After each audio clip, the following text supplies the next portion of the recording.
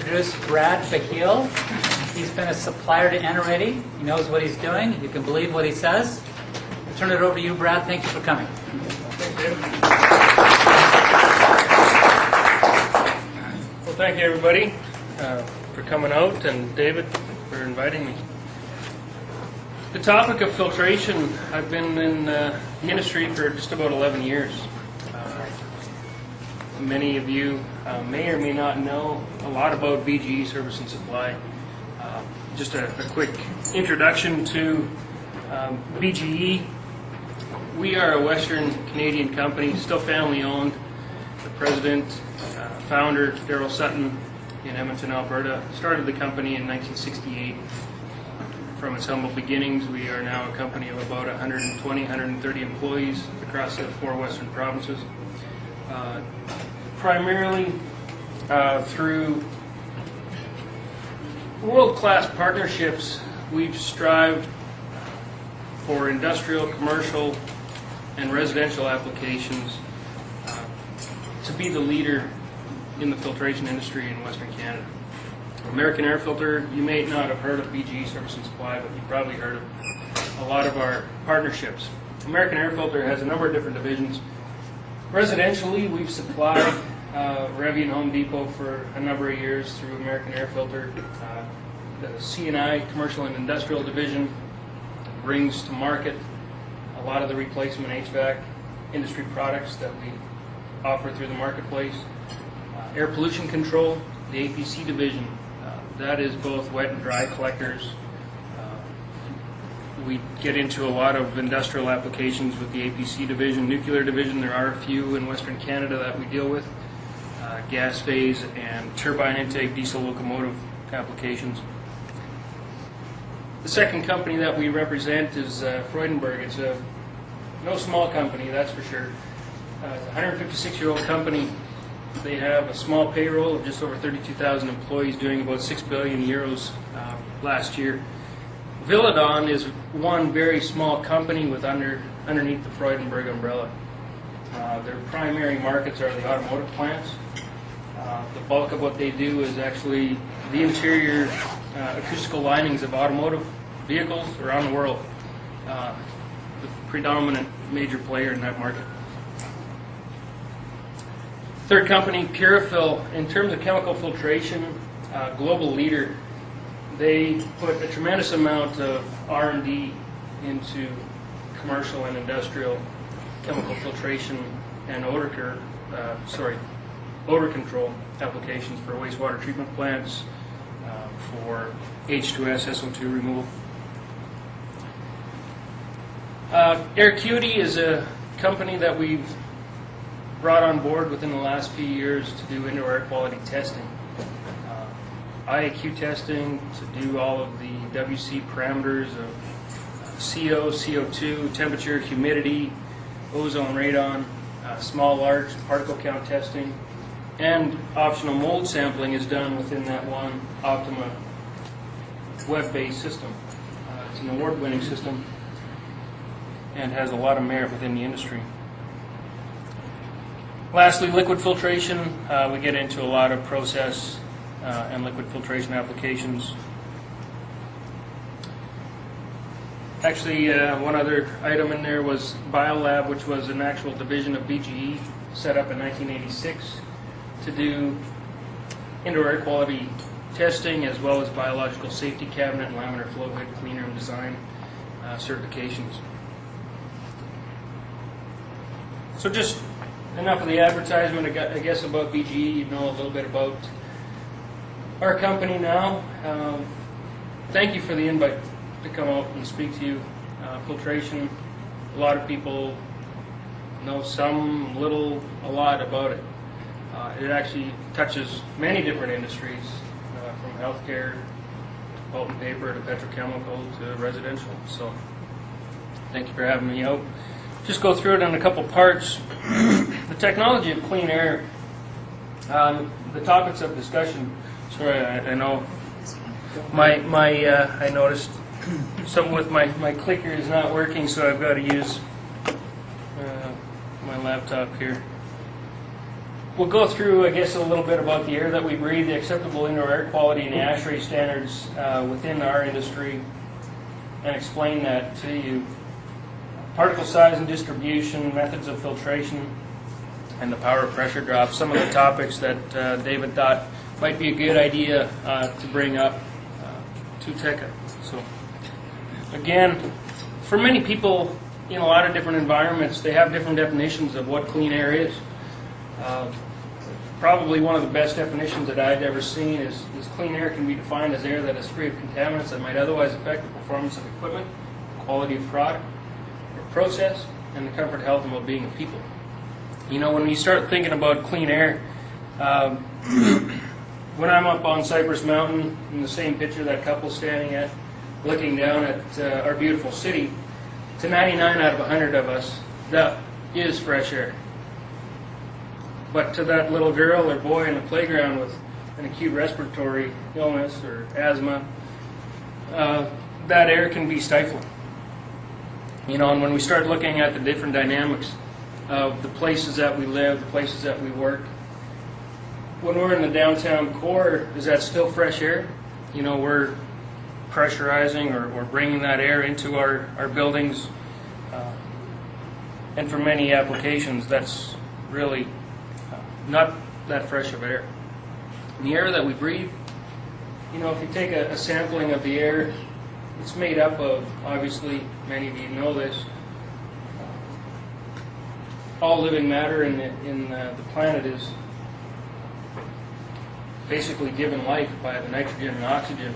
But inside of that air that we breathe also are a number of hazardous gases and trace amounts and atmospheric impurities, which, you know, I've listed a few there. That can vary tremendously, because if you even think back to when Mount St. Helens erupted, the air quality over a tremendous period of time, there was ash, clouds of ash here all over the place. That affects the air quality.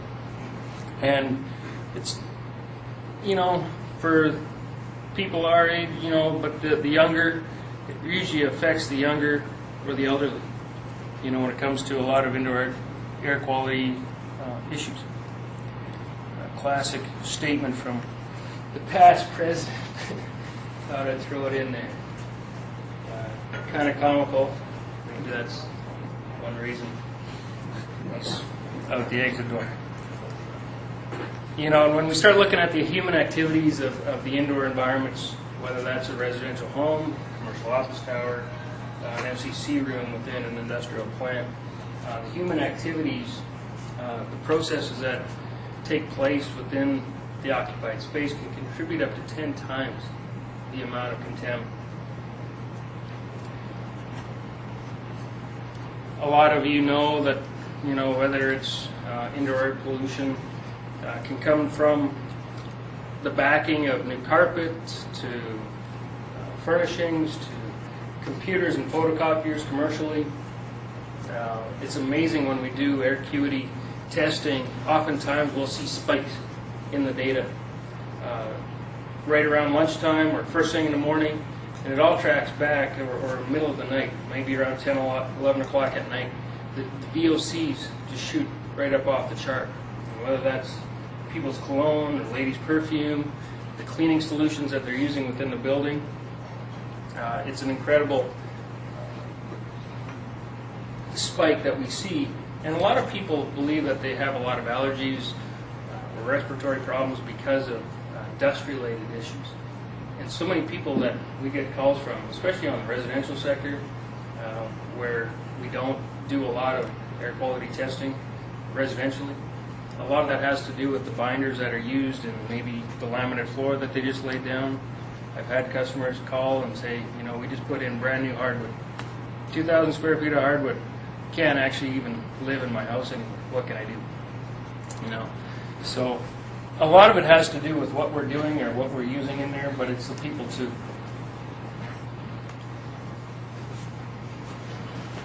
One thing I should have brought up, you know, if you guys want to stop me, this is an open forum. I know David said, you know, try to keep the questions to a minimum, but by all means, if things pop up along the way, feel free to ask. a lot of variables that affect indoor air quality and dust concentration and composition. Obviously, you guys know about ventilation rates. Level of filtration is obviously going to play a big part of that. What I mentioned already, activities that are taking place within that space.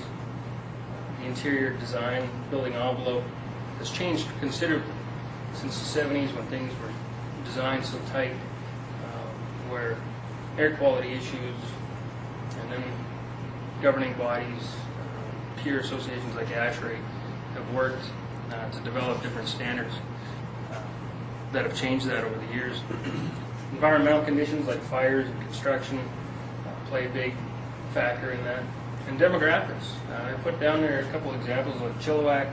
When air is funneling directly eastward, and they get all the the air quality red flags in the summertime because all of Vancouver, Burnaby, all the other cities along the way just shoot that air directly east toward Abbotsford and Chilliwack. Prince George, again, the same.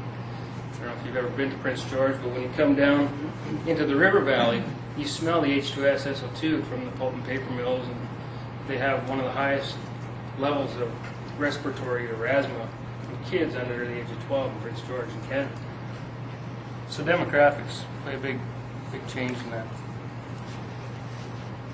What is acceptable indoor air quality? For many years, nobody really had a handle on it. ASHRAE set out a body, actually originally back in the original standard was 62.1 2004, which is actually shown there. And they came up with a guide where they tried to define what acceptable indoor air quality was. In there, they put air in which there are no known contaminants at harmful concentrations as determined by cognizant authorities and with which a substantial majority of the people exposed do not express dissatisfaction, expressed as 80+%. What that really means is that if, say, out of a group of 100 people within a room such as this, if 80 of them didn't express any dissatisfaction, then pretty good air quality. It's really, again, what they originally focused on. The two standards within ASHRAE, and everybody knows what ASHRAE is about. I know I see some of the faces that are here tonight at the ASHRAE dinner luncheons every month at the Italian Cultural Center. The American Society of Heating, Refrigeration, Air Conditioning Engineers. The two standards that within the filtration industry that we really key in on. Standard 52.2P has everything to do with cleaning. The other side, 62.1, has everything to do with ventilation. I'll go through both of them briefly, just to bring you up to speed. There have been a few changes. The purpose of more of the ventilation side was to specify minimum ventilation rates and indoor air quality that would be acceptable to human occupants and are intended to minimize the potential for adverse health effects. Within that same standard, in section 5.8, they addressed the issue of filtration over wetted surfaces. There had really never been an issue where they directly addressed it, and where they had mentioned in that section that particulate matter filters or air cleaners having a minimum efficiency reporting value, MERV, which I'll get into in a minute, of not less than 6 when rated in accordance with ASHRAE standard 52.2 1999 shall be provided upstream of all cooling coils or other devices with wetted surfaces through which air is supplied to an occupied space. That has a lot of significance because for many years, I don't know, does anybody show of hands, I guess, with filtration testing? It was always done by dust spot efficiency and arrestance values. There was really no scientific way to give a true account of a filter's efficiency by particle size. So they linked this standard with the other 52.2P.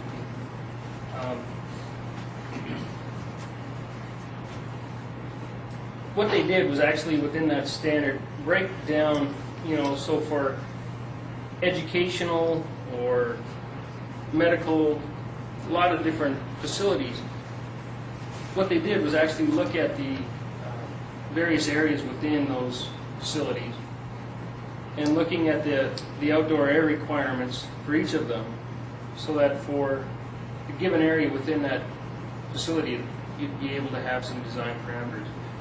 For the first one, classrooms at 15 CFM per person, 20 CFM per person of outdoor air requirement for laboratories, training shops, music rooms, 15 CFM each, and on. So again, as a guide, that helped the industry. And it's still progressing. ASHRAE is an amazing body, directed by the peers to help the industry that they serve. So ASHRAE standard 52.2 in 1999 was brought out, and it finally, like I just mentioned a couple minutes ago, delves into the testing of filtration products by particle count.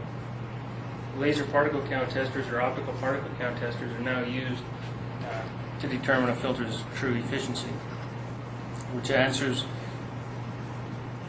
the main question of how efficient is the filter at removing particulate of specific size. That's very important for a lot of manufacturing facilities around the world, where a known size particle can completely destroy a product or process. Something similar to microchip manufacturing. All microchips have to be manufactured in clean rooms.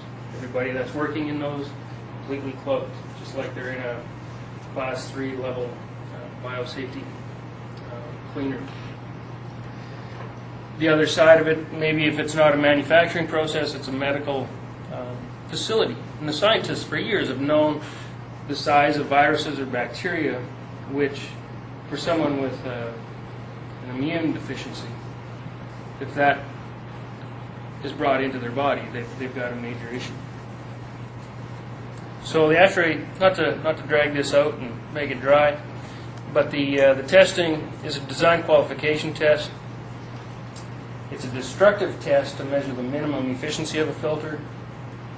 The efficiency test aerosol is potassium chloride particles ranging in size from 0.3 to 10 microns in diameter. And they also still designed within to the new testing the old test of 52.1, which used the ASHRAE synthetic test dust. We have a configuration of what they came up with. The actual body that was put together to design this, they had to come up with a new design to shorten the loop so that the OPC in the middle, the optical particle count tester, the path wasn't so great.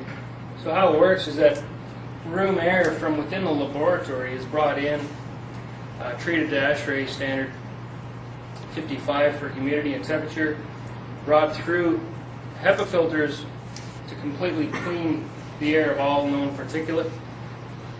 The potassium chloride generator is generating the aerosol upstream of the first optical particle count tester and the filter under test.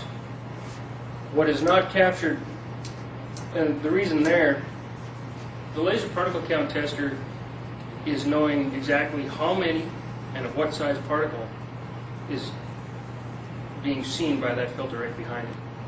Whatever is not captured by the actual test filter wraps through the loop and is the second optical particle count tester is collecting the data again of what size and what quantity of particulate was not captured by the test filter.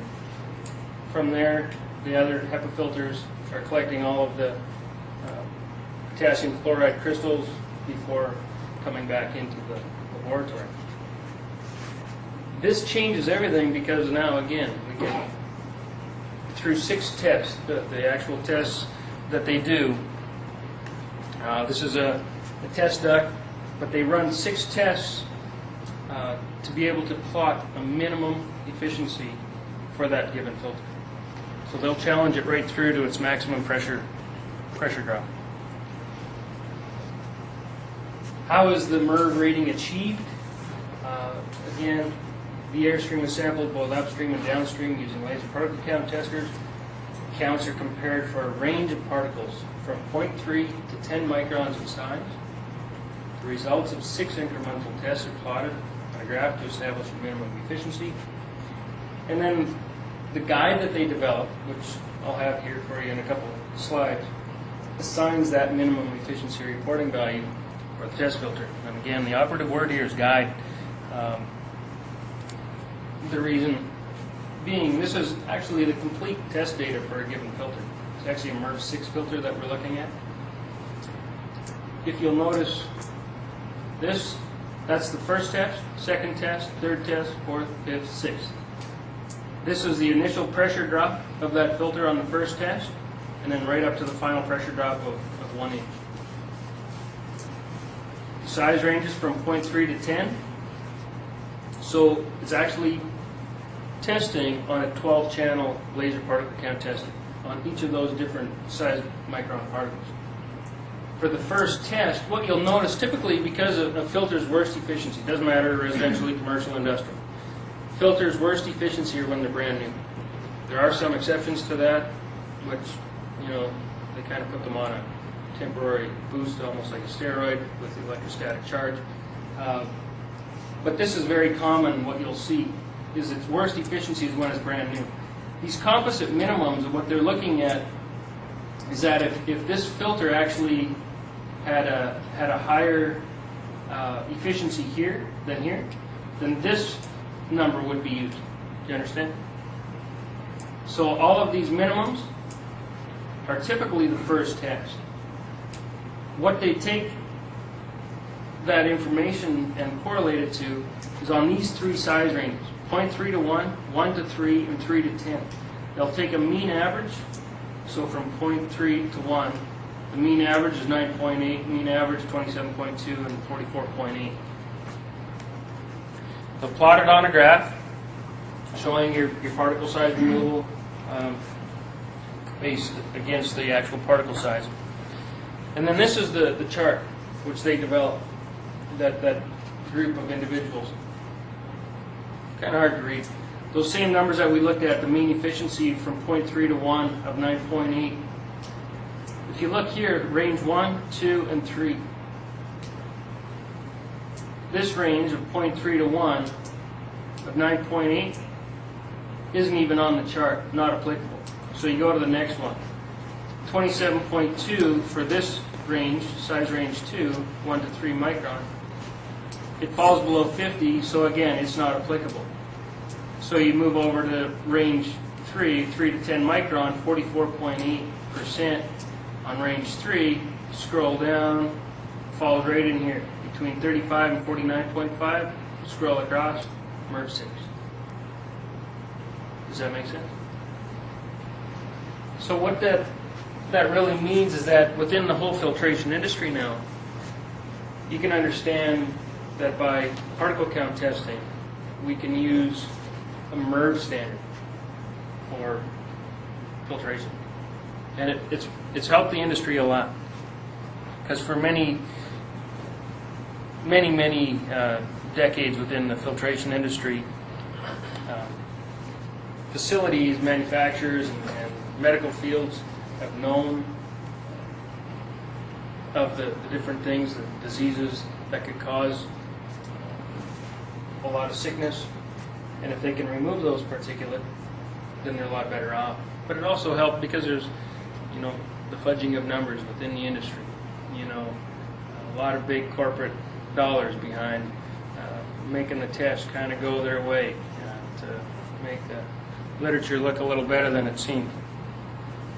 It's very difficult now with this kind of testing. One of the things that you'll notice, though, like 95% ASHRAE tested filters, that's typically 95% on a 1 micron size particle. 85%, you're typically looking at 85% on 1 micron, 65 somewhere 1 to 2 micron, 25 again, somewhere in between the 1 and 2 micron size particles. Any questions so far on that? Do you want to? Can you just explain that last chart? What And related to Richard's question, are you saying now that the MERV completely outdates the ASHRAE dust spot references to efficiency percentages? In most applications, you know, with regards to dust spot efficiency, you know, if in the old standard you were feeding 100 grams of synthetic ASHRAE dust at a filter, and it captured 80 grams and you labeled it as 80% efficient, always the question came up, well, on what size particle?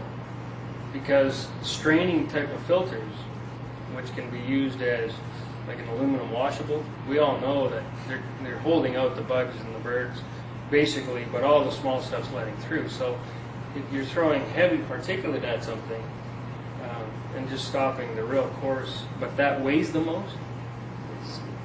You know what I'm saying? So truly now, MERV is the baseline So for the we whole should industry. wipe the rest from our memory and go for MERV from now on.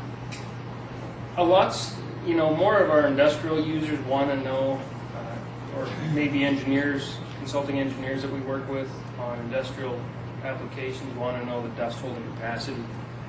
That's important. Because if dust holding capacity isn't high enough, even though pressure drop and everything else is looking good, then they need to look at other options. Maybe having maybe a dry dust collector as a pre-cleaner to the air handling unit. That's common in mining and various other applications. Your question about what is this showing? This is typical efficiency curves. For efficiency,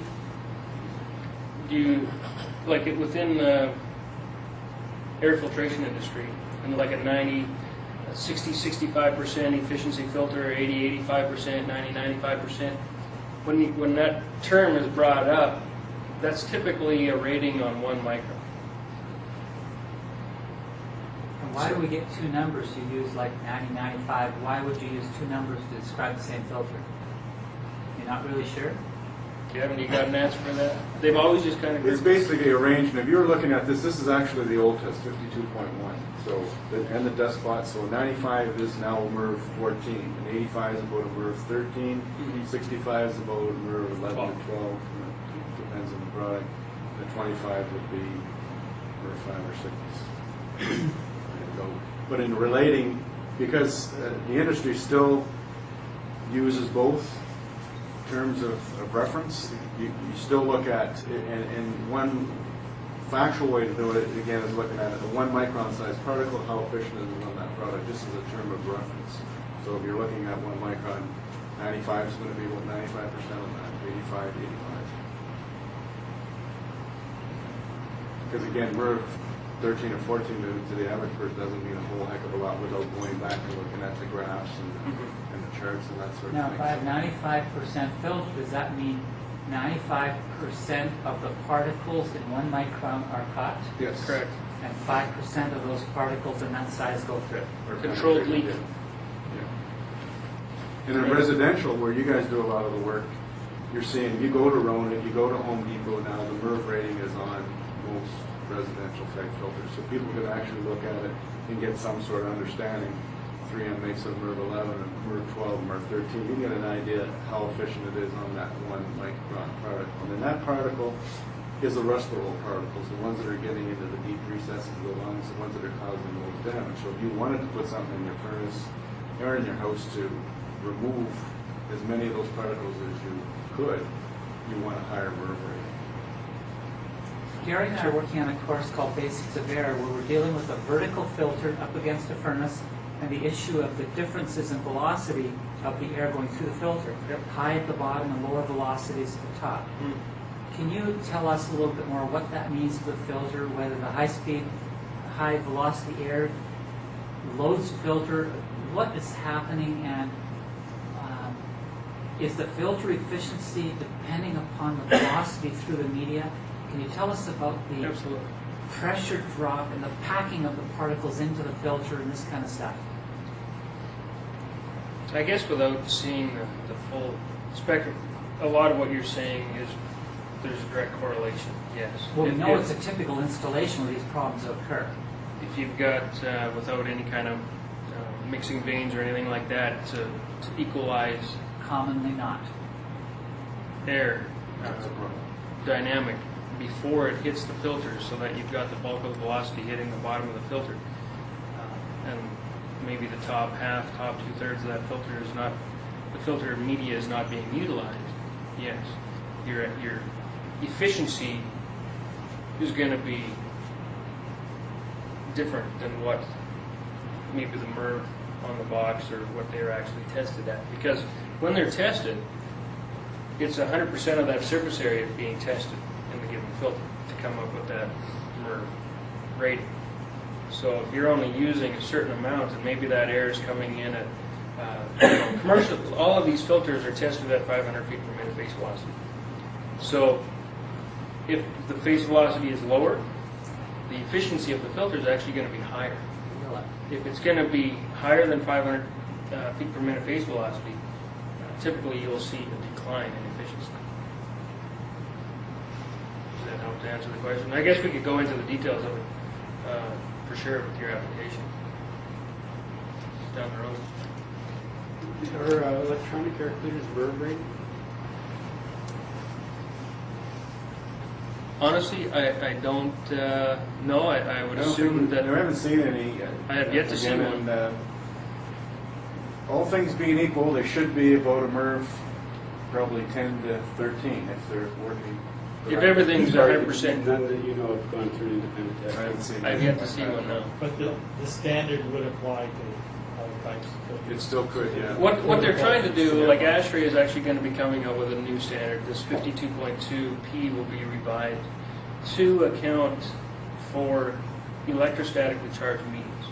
Electrostatically charged media is, like I was saying before, kind of put the media on a boost so that their worst efficiency is not when they're brand new. It's actually the best when they're brand new.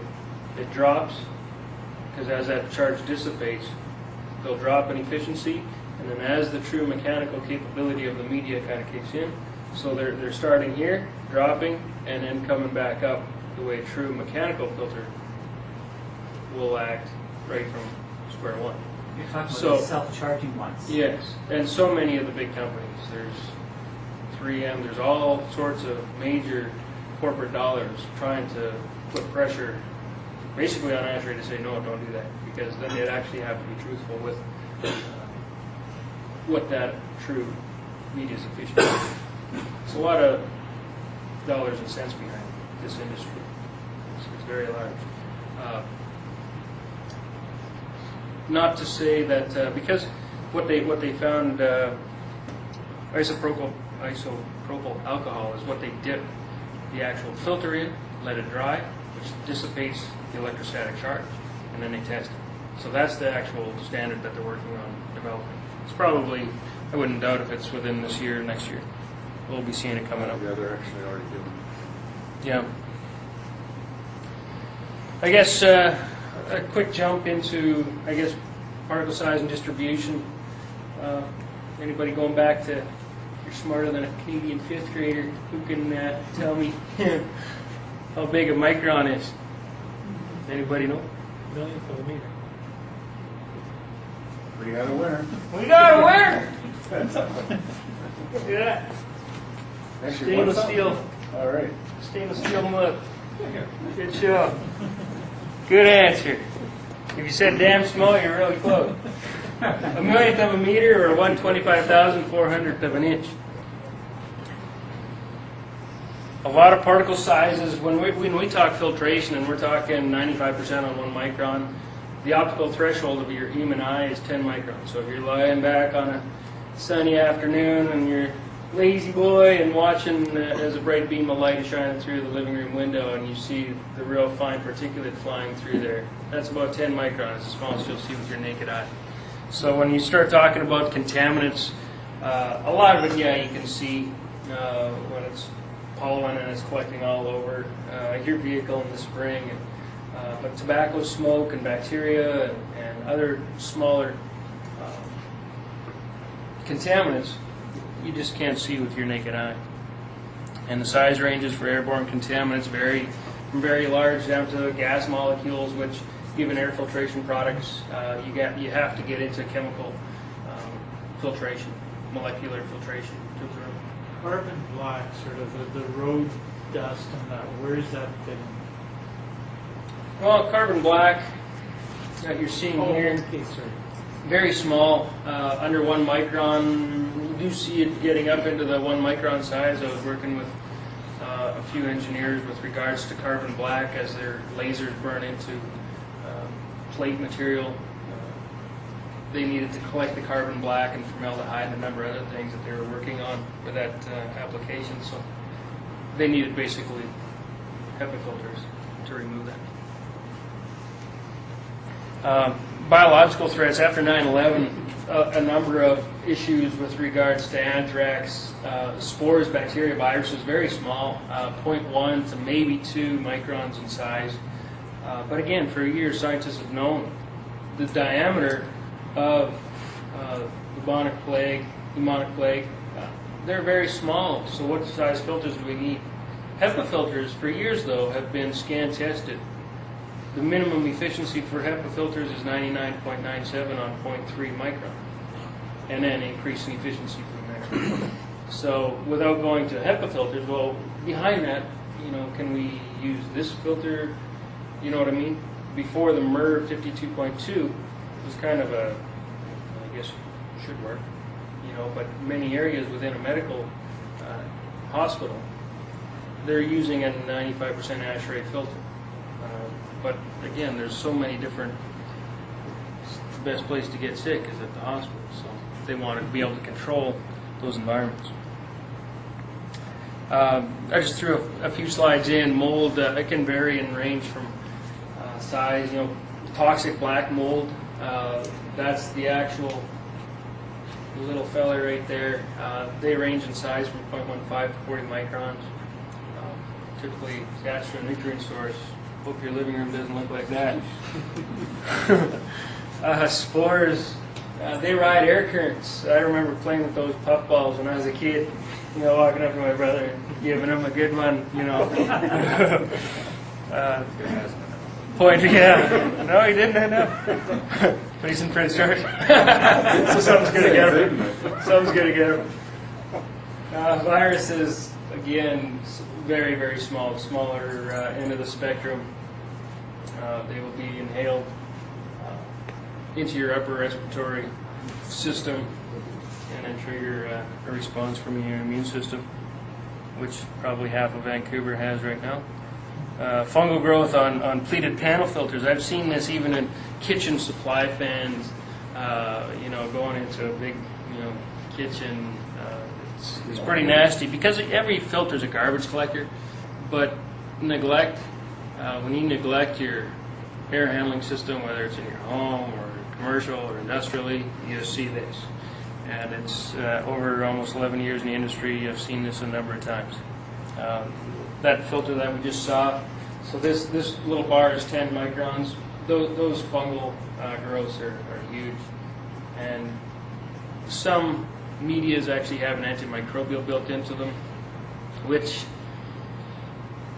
won't stop at all. For a lot of applications, you need to just be more diligent in changing your filters more regularly.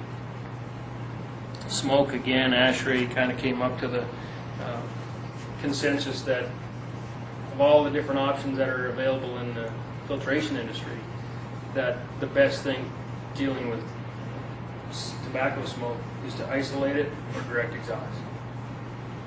Other options far too cost prohibitive for most applications.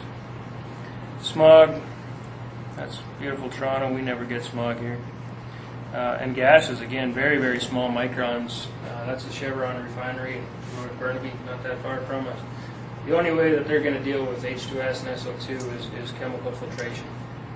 Usually a blend of potassium permanganate and potassium hydroxide impregnated carbons to neutralize those acid gases.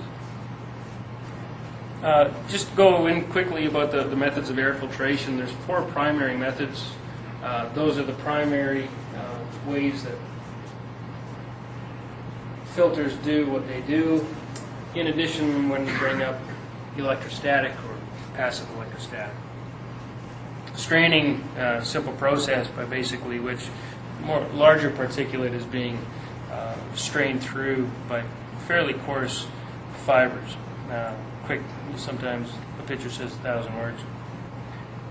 Different examples of straining would be, for come May when all the softwoods and cotton trees are blowing their white, beautiful stuff all over our city.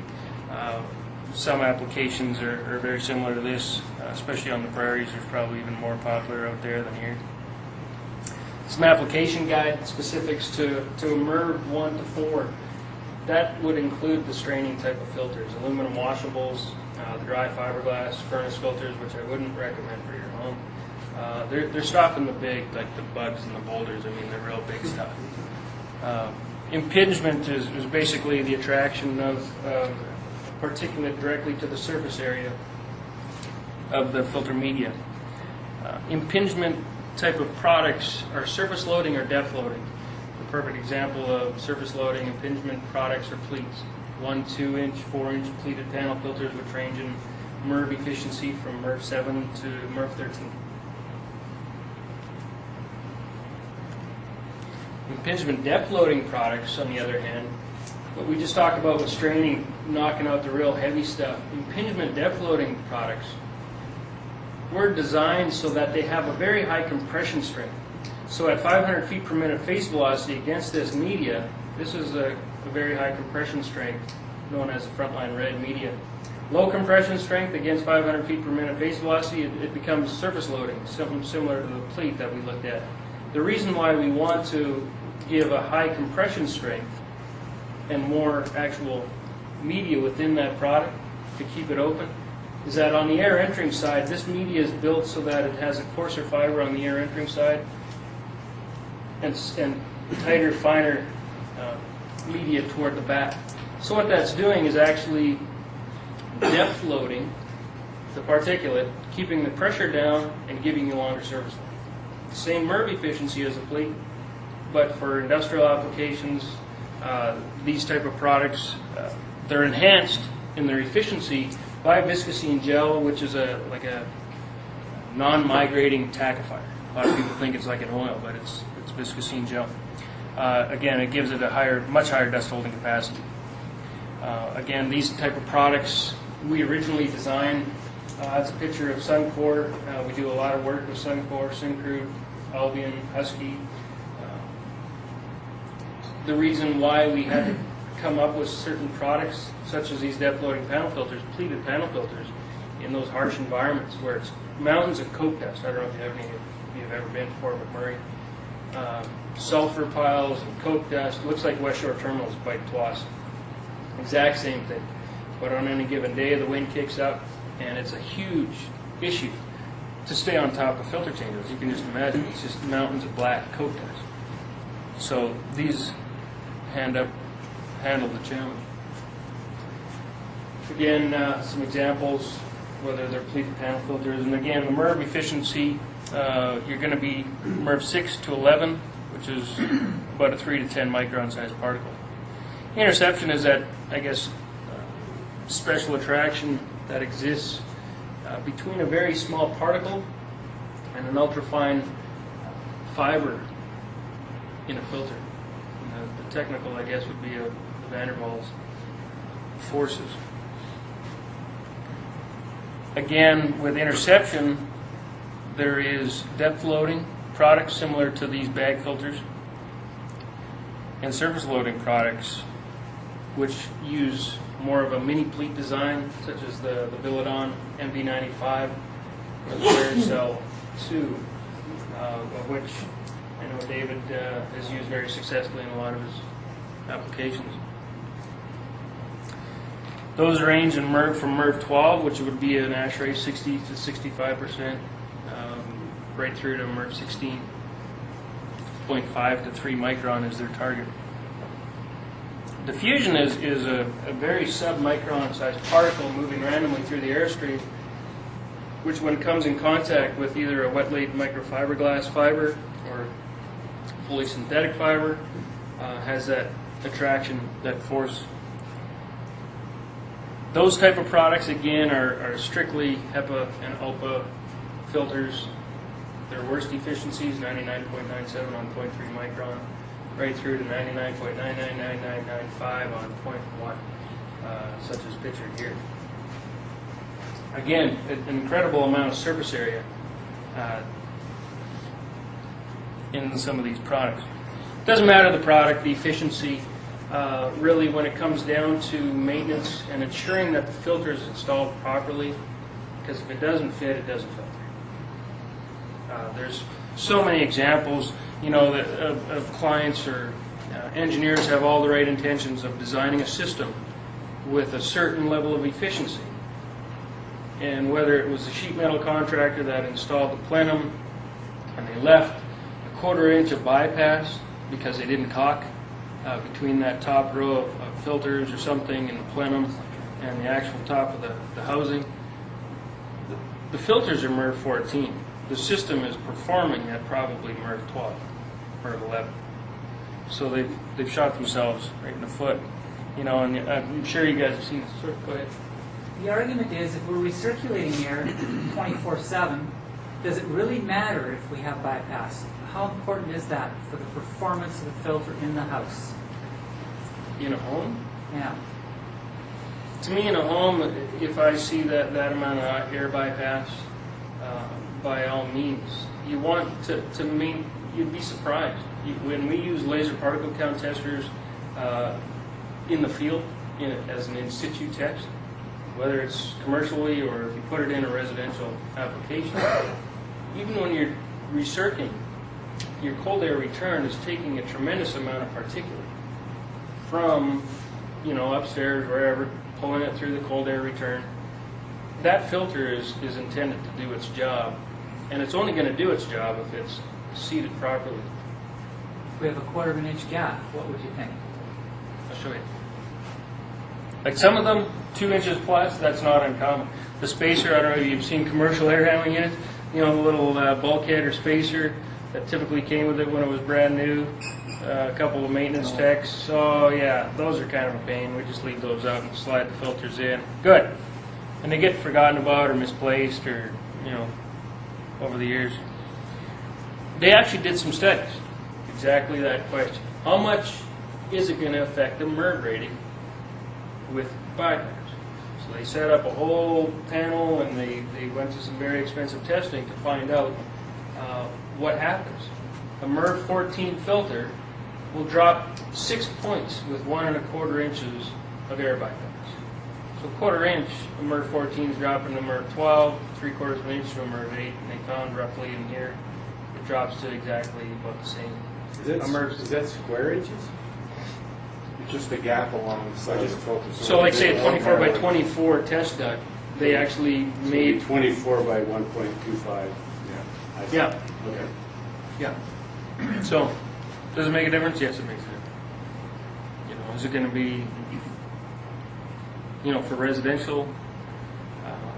Well, I think the Personally- point here, Brad, is that the amount of particulate that's generated in the space from people, carpets, cooking, It's a lot. tremendous amount. It can be much higher than the particulate that's coming from outdoors. So you want to capture the return particulate just as much as you want to capture the outside particulate. Actually, almost, more so with return air, exactly that. I've had commercial end users, because they're recirculating, maybe 80-20, and they were having air bypass issues. They used filters for the fresh air intake, and then the filters on the inside of the unit. And once we sealed that off, yeah, they're like, wow. Big issues in duct cleaning, the air diffusers, once they had them all clean, no more issues. The housekeeping, they noticed a substantial drop. So there's a tremendous amount of particulate. Most of the pollution that comes within a building is from human. So the fresh air component, yeah, at certain times of the year, especially if you got a preload pile next door, tremendous amount of particulate is going to hit that. But a lot of the time, depending upon if it's depending on the conditions, demographically or forest fires, obviously, that kind of stuff. Sure. I can remember Joe Stibrick talking about just in a residential home, you slide in the filter. He suggests even over the cover to put the aluminum tape to seal that, so he quite some time. That's exactly it. You know, when it comes to how to seal it up, it's very simple. It's very low-cost stuff to get the filter to seal properly. If it's high-efficiency bag filters, open or closed cell neoprene gasket on one side so that when they butt up against each other, it eliminates the air bypass.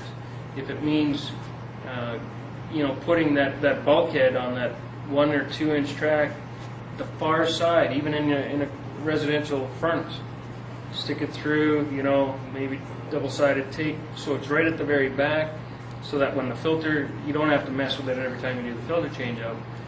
It's there.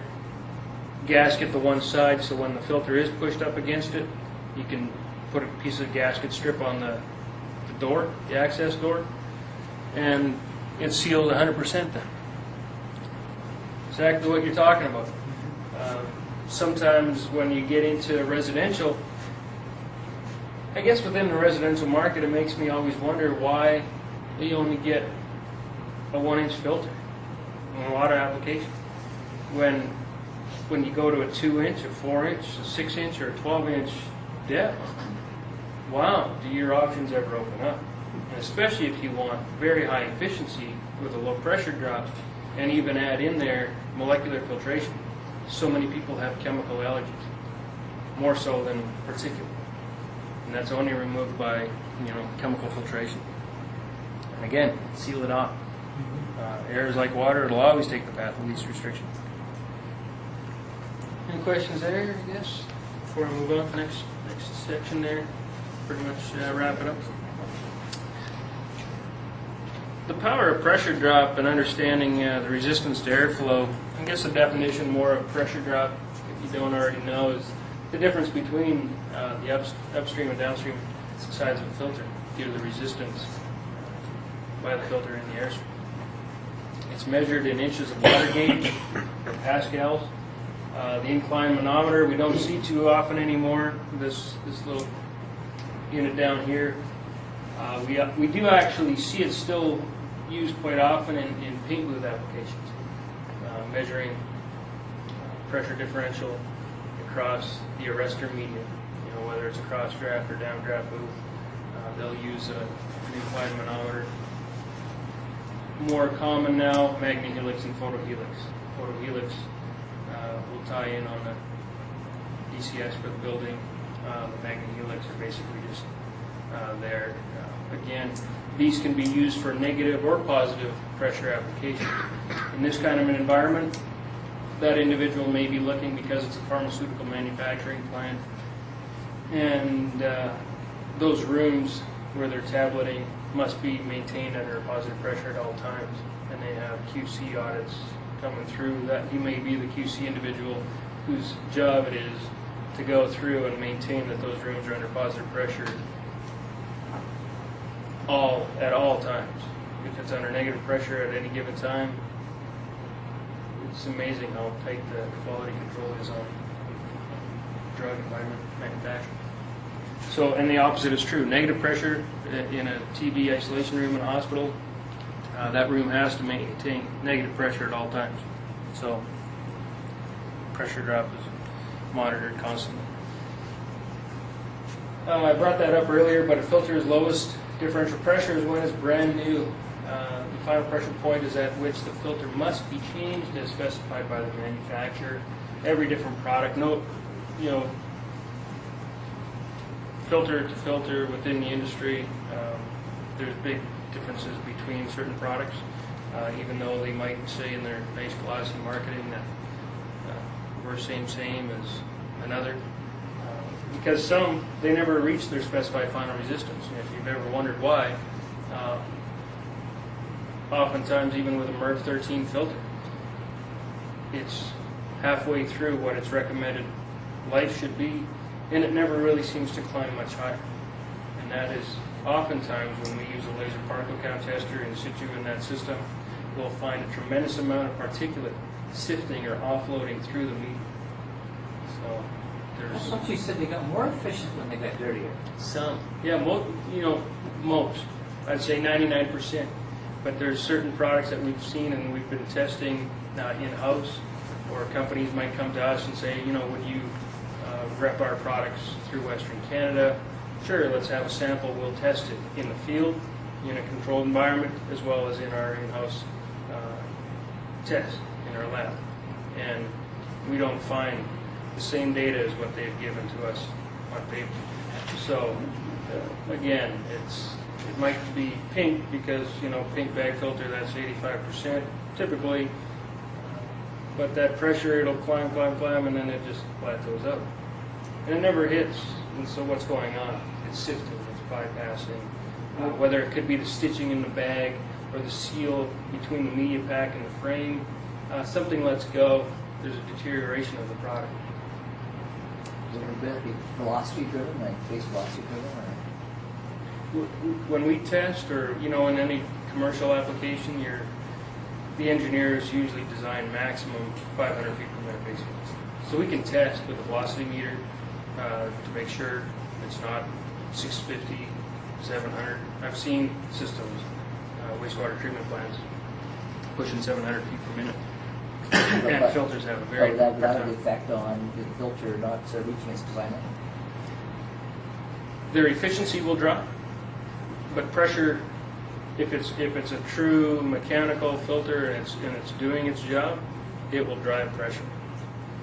If it's not driving a pressure differential to, even for a pleated panel or a impingement style depth loading pre-filter like I showed you there before, there's an issue.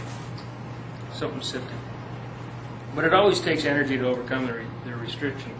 And so we get asked, how do we control the energy costs? By going to higher efficiency, and the answer truly is the trend in filtration as well. And that's by surface area. Like you see for residential, the 1-inch mini pleat, that technology came from the commercial and industrial side. These type of products, for many of our applications, consulting engineers love these products. They're able to get at 500 feet per minute face velocity with a MERV 15 product, 0.31 inches of initial static pressure.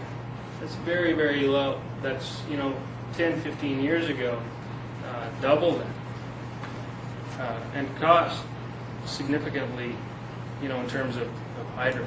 And BC Hydro actually has a lot of incentives.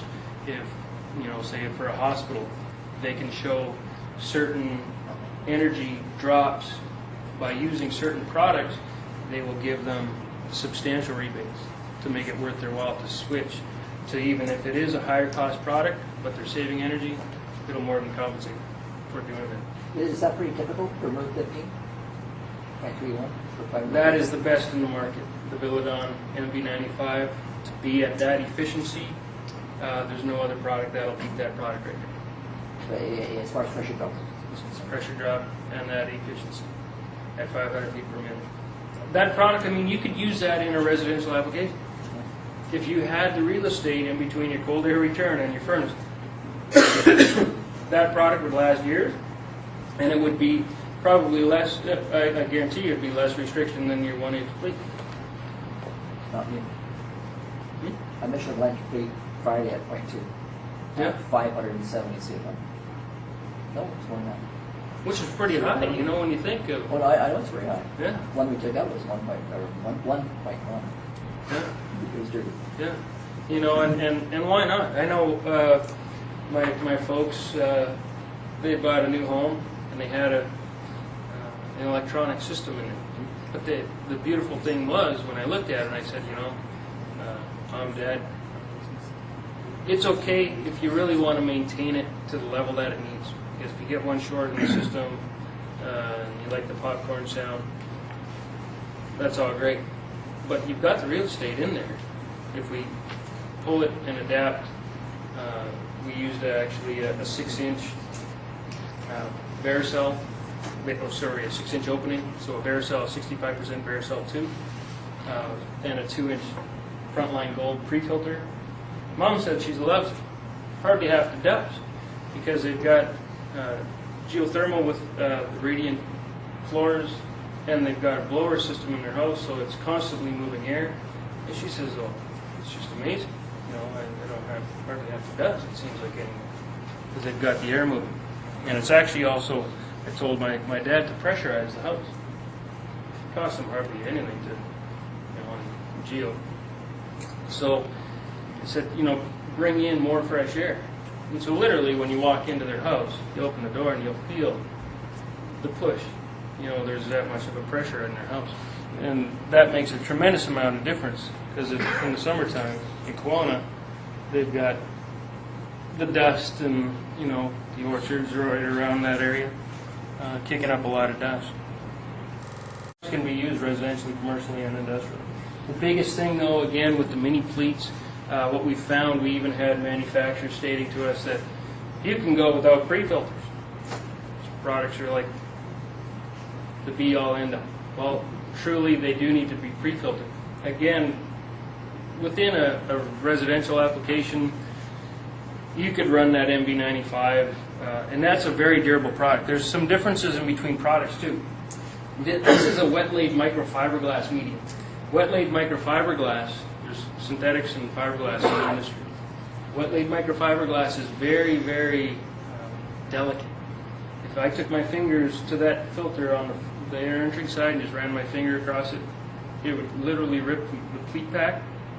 The efficiency is gone. This product is made with 100% virgin synthetic fibers. I could pick that product up from the pleat pack, put my fingers into it. It's a very robust product. Freudenberg is the only company in the world that manufactures right from the raw fiber to the finished good. And that pleat, they originally got into the air filtration industry by Mercedes-Benz, the cabin air filters. That Mercedes came out with years and years ago. That was Freudenberg in Germany that they worked with. And then they just saw opportunity on opportunity to go from there. But again, that product, you could almost, we don't see people cleaning it residentially. I mean, most products you couldn't do that with. That MV, very durable product. It's almost similar to a dust collector cartridge that we market for heavy industrial use, which is called Spunblock. Has a very similar property to it. I threw this slide in there. The reason for pre-filtration is to get maximum service life and minimize the pressure drop increase over the life of the final filter. So if you're changing out your pre-filters on a routine basis, especially commercially and industrially, residentially, man, I can maybe two air changes a year in my house with the air conditioning in the summer.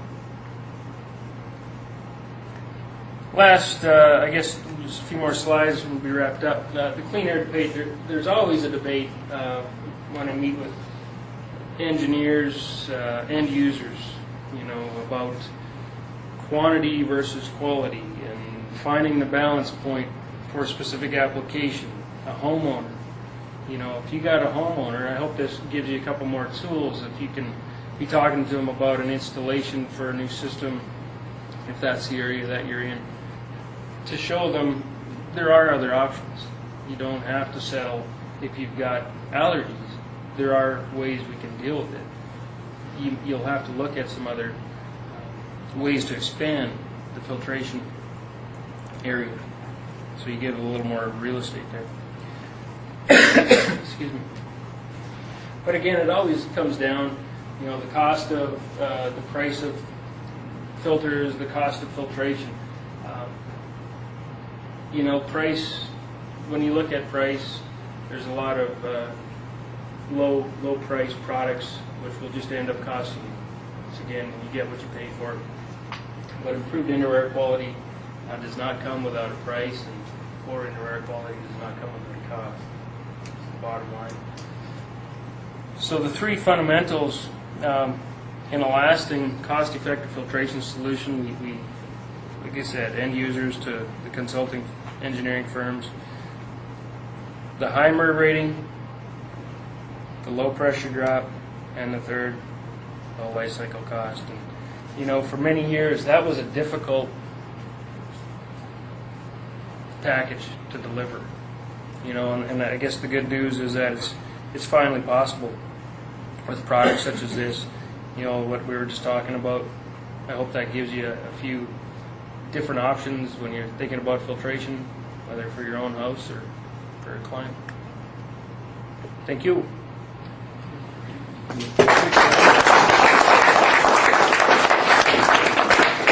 other questions for Brad? Yeah, I got a couple here. Just in general terms, if we're using the MERV scale, what would you put in your own home on a forced air furnace in terms of a MERV number, putting it right across the full volume of your furnace? What's a good number, just a good all-around number?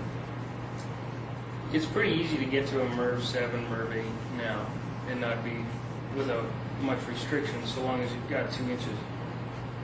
If you're down to that 1 inch, again, all of the pleated panel filters are typically a MERV 7 and up, so you can do that.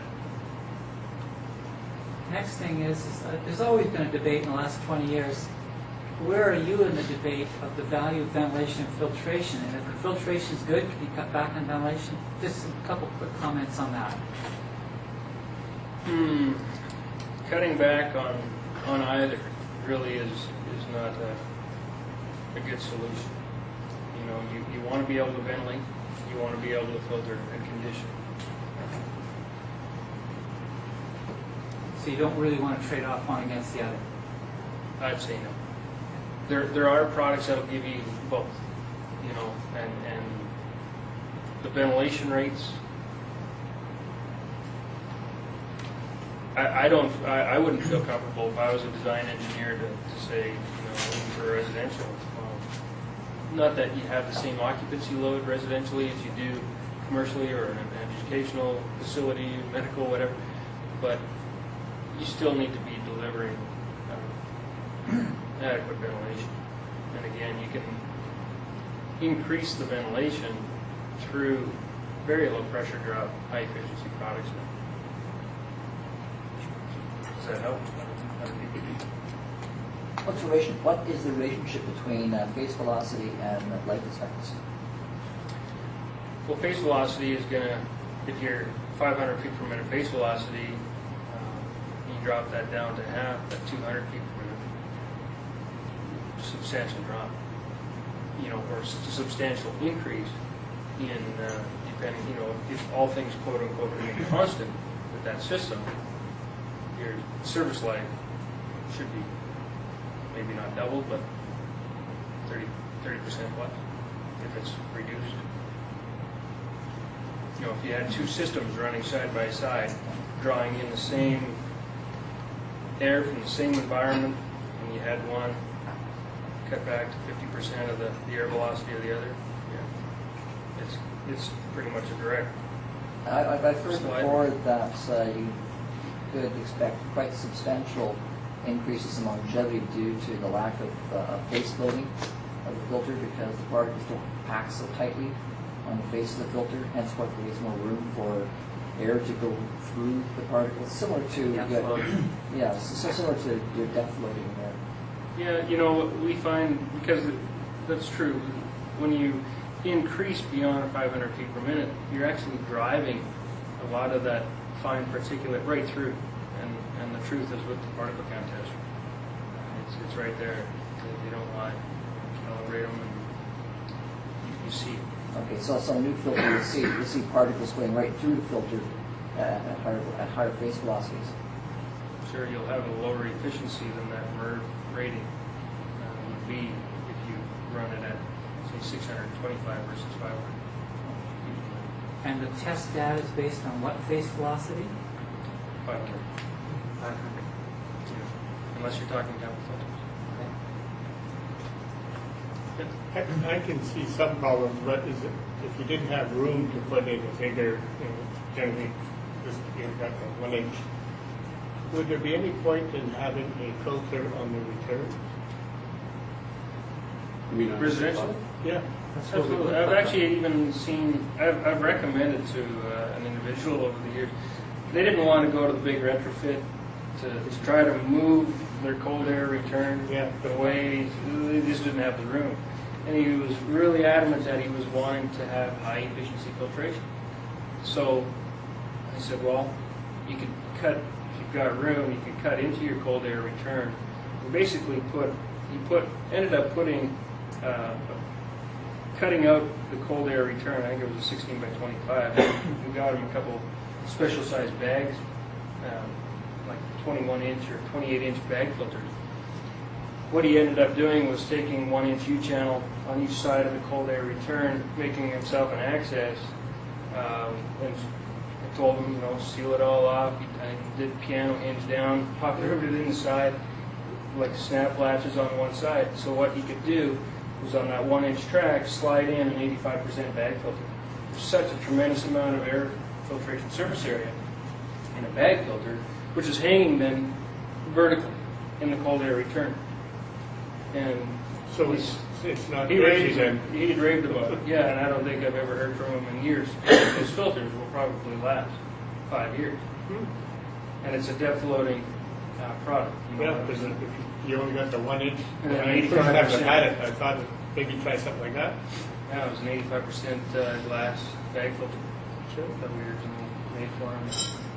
Possibly. It told me. Richard, you got one more question, and I think then we're going to wrap her up. Where on the scheme of things does this turbulent flow precipitation idea for filtration come in? How does that fit? It's a proprietary product. Yeah. I'm sorry, maybe clarify. You're not familiar with turbulent flow Yeah. precipitation, Is it just the one manufacturer that has? as far as I know. That it's basically, the airflow is designed to go past the bank of these 1 inch filters, essentially. I mean, in essence, it creates turbulence in the airflow, and ostensibly the particulate is supposed to settle off on the filters. I don't know. Yeah, this is why we were hoping this MERV Is that rating is going to kind of eliminate some of the voodooism that's out there in Smoking filtration. years and Oh, right. Yeah. Is it- I don't know. I haven't seen. No. It sounds like a dust collector almost, like a, Yeah. It doesn't go through the media, it goes down past the face of the plate. yeah. usually that would be on a very large particulate. Mhm. You're talking like something 10 microns and larger. That's where that's used.